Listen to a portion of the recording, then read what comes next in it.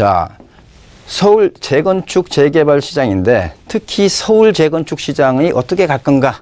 그래서 서울 재건축 시장에 대해서 좀 말씀을 좀 드리고요. 두 번째는 서울 재개발 시장.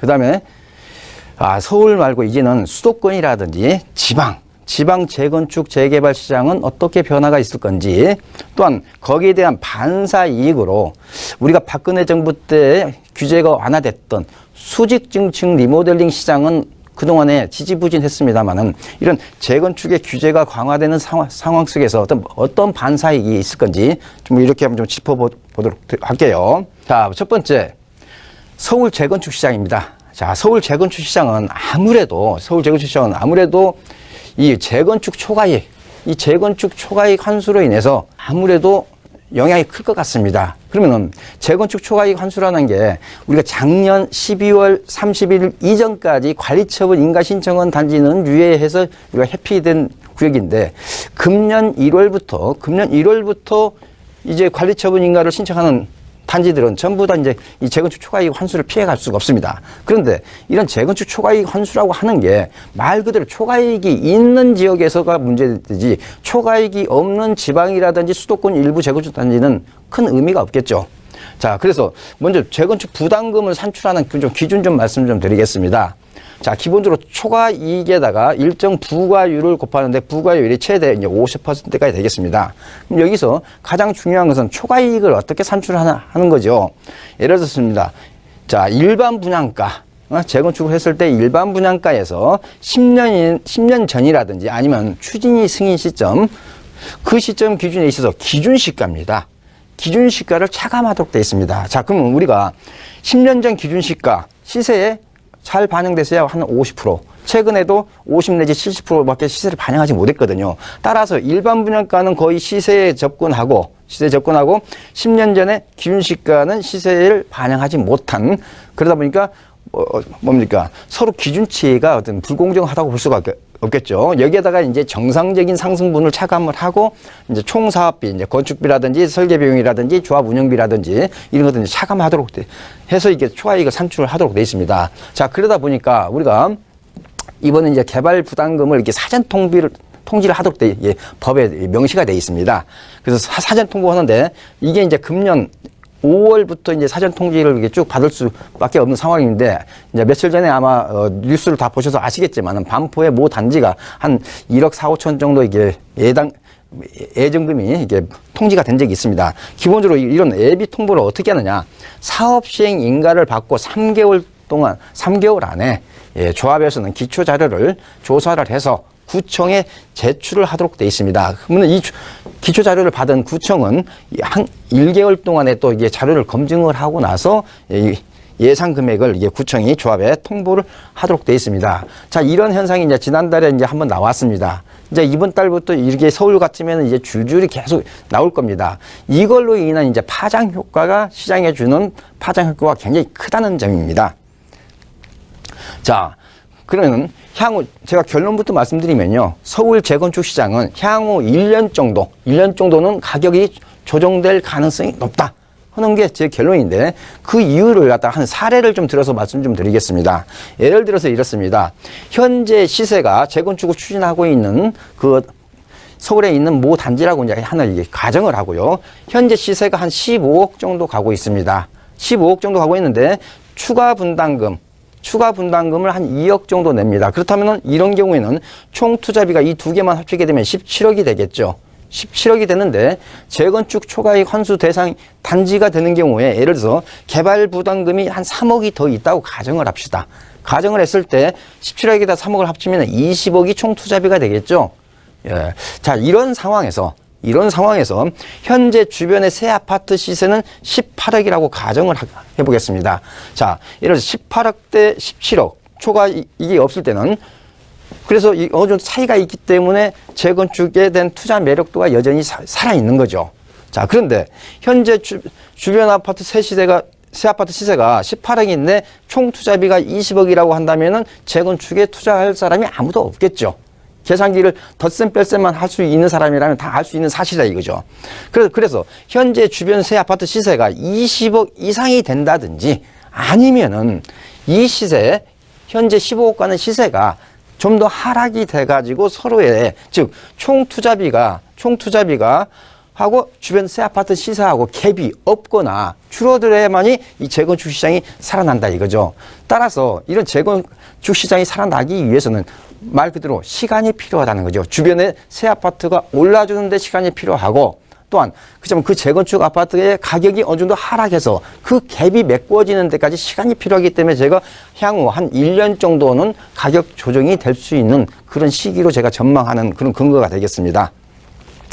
자, 그 다음에 이제 두 번째, 상대적으로 규제가 약한 서울 주택 재개발 시장은 말 그대로 상당히 전망이 좋아 보입니다.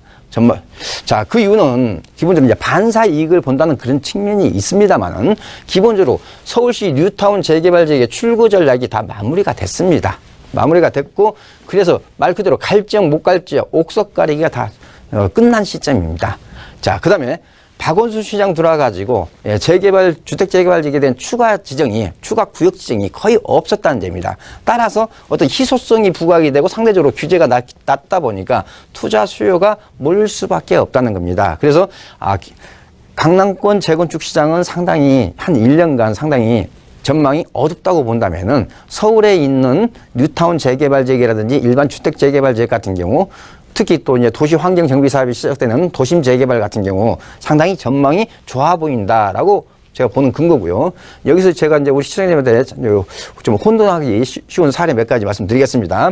자, 재개발에 대한 입주권 전매 제한이 작년 8월 대책에서 나왔는데 무조건 소유권 이전 등기할 때까지 전매 제한이 되는 게 아니고요. 그것도 해당되는 구역이 있고 해당되지 않는 구역이 있다는 것도 참고로 알아두실 필요가 있겠습니다. 작년 8월 3일 이후에 사업 시행 인가를 받은 구역은 이렇게 전매 제한이 해당이 되고 그 이전에 이미 사업 시행 인가를 받은 구역 같은 경우는 전매 제한 규정에 규제를 적용받지 않는다는 것도 참고로 알아두시면 좋겠습니다. 그 다음에 우리가 단독주택 재건축이라는 게 있습니다. 예를 들어서 아이언 뉴타운 아이언 2구역, 그다음에 방배동 일대 방배 7구역, 방배 5구역 이런 그런 구역들은 재개발이 아닙니다. 재개발이 아니라는 소리는 단독주택 재건축 방식입니다. 이런 단독주택 재건축 지역에서는 공동주택 재건축처럼 동일하게 규제를 받는다. 즉 재건축 초과이익 환수라든지 재건축 조합원 지위 양도 금지라든지 그래서 이런 부분을 혼돈하시면 안 되겠다 하는 거 말씀드리고요. 특히 서울이라든지 광명이라든지 성남 구도심 같은데 입지가 우수한 지역의 어떤 투자 매력이 증가가 예상이 되는 시장으로 제가 전망을 해볼 수가 있겠습니다. 자, 그 다음에는 지방 재개발 재건축 시장입니다.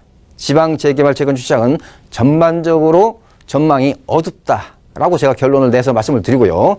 그렇게 어려운 이유를 좀 말씀을 좀 드리겠습니다. 기본적으로 전망이 어둡다 보니까 지방의 재건축 재개발 사업은 사업이 순조롭게 진행된다기보다도 사업이 중단되거나 장기간 표류될 가능성이 높다는 것을 꼭 인지하셨으면 좋겠습니다.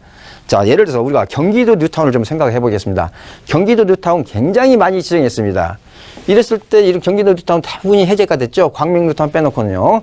자, 그러면 기본적으로 이렇습니다. 전제 조건이 용적률이라든지 조합원 수가 동일하다고 이게 전제를 했을 때는 거기에 들어가는 총 사업비는 동등하기 때문에 말 그대로 사업이 진행될 수 없다는 겁니다. 그래서 이 경기 상황에 따라서 굉장히 민감하다. 그래서 사업 시행 인가를 득하지 못한 구역 같은 경우는 이 사업이 중단되거나 표류될 가능성이 굉장히 높다. 그 이유로 하나 사례를 들어서 좀 말씀을 좀 드리겠습니다. 자, 일반 분양가를 5억으로 책정을 하고 재개발이 됐건 재건축을 이렇게 추진하는 지방의 일정 어떤 단지가 있다고 가정을 해보고요.